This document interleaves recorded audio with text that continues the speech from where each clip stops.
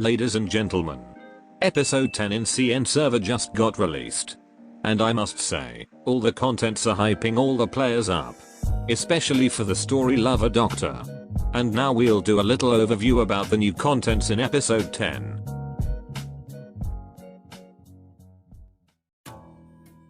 Episode 10 story is the continuation of episode 9. Where Rhodes Island finally entering Victoria, and ready to engage opposing forces. Our main enemy is Terrasis and his Kazdal military. And we finally know his true master plan. He wanted to bring another war that the Kazdal people can surely win. And to achieve that, he meant to control catastrophe and use its power to win the war. And bring fear to other nation, so they wouldn't dare to set eyes on Kazdal again. And creating a new home for Kazdal or all of Sarkaz without another war. Well, from what I understand, Terrasis is not a war maniac. Just some lad who wanted to protect his country, but his method is really extreme. As someone who wants to control catastrophe, he can't be left alone. As catastrophe power is so devastating, and left active area of Originium, which will also spread oropathy disease. And with that, Rhodes Island can't let Terrasis achieve his goal. Terrasis also agreed to Confessarius to bring back Teresa. It's unclear whether that meant bring her back from death, or maybe something else. But it's all loud and clear now. Teresa is still alive. She seems to remember about the past, or at least recollect some of her memories. Upon her revival, Terrasis actually asked Teresa if she would object his plan. But it looks like Teresa agreed with his plan. And as far as I know, Terrasis didn't control or forced her to do so. So ladies and gentlemen, Her Majesty have joined the dark side. Well, at least CalCNW will stop blaming us for her death now. Now we will see other content that will arrive with episode 10. Starting with new operators. Episode 10 will bring 4 new operators. The first one is Horn, a 6-star fortress defender. She is alive and well, all thanks to Misery. If you love Defender Knight, you'll love her. Horn have a talent to increase defender attack, plus 20%. And the second talent, the first time she receive lethal hit, she won't be retreated. But her HP will be decreased to half, and gain more defense and attack speed. Her skills are also look simple but pretty solid. Also, Horn is the first operator to introduce an overdrive mechanic. If the skill have passed half of its duration or ammo, the skill will activate its additional effect. You can see whether the operator skill overdrive is active or not. From their skill bar, if it turns more red, their overdrive effect is active.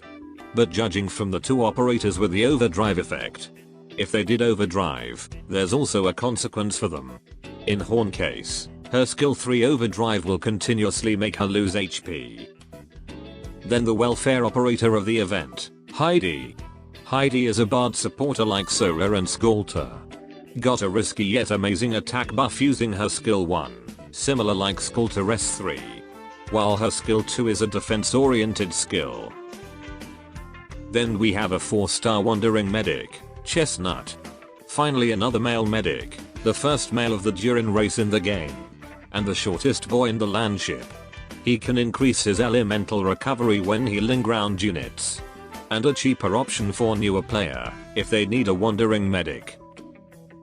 The next one is Rock, operator with such a unique name. She is a 5-star mecha cordcaster, and can also overdrive her skill. Meanwhile, this is the new skins. And this skin series should get a rerun. Well, besides new skins, other operators also got a new drip in the story. And looky here, Kozia goes to combat and change her outfit. Looks like someone going to become playable. And one update that looks very interesting in CN server is that this kind of raid mode for story stages. Basically the stages will be divided into 3 mode. First they added a story experience or easy mode to every stages. Which have easier enemies, won't consume sanity, won't give PO as a first clear reward, and no mats dropped after the first clear. The second one is a normal one. And the third one should be the hard or their challenge stages. there's a new first clear rewards for the story experience stages. And if you haven't cleared the easy and normal stage, you can directly play the hard stage, and upon clearing it, you also clear the easy and normal stages. But doing so will consume double sanity. There's also a new module for heavy shooter sniper and slower supporter. The module for the supporters looks good, but the sniper though, I'm not sure the additional tray fits them the most. Besides that, there will be some minor update like this one. They'll be using the mission accomplished screen from interlocking competition, which show the operator more clearly. Well, the new story and new contents is very interesting. I can't wait for the official translation when they come to global. And with the release of episode 10, we're getting close Arknights' 3rd anniversary. Some sources said we will visit Iberia and the Seaburn once again. And maybe a new skin for a limited character. But well, let's wait for the time to answer that question. Right now we end well.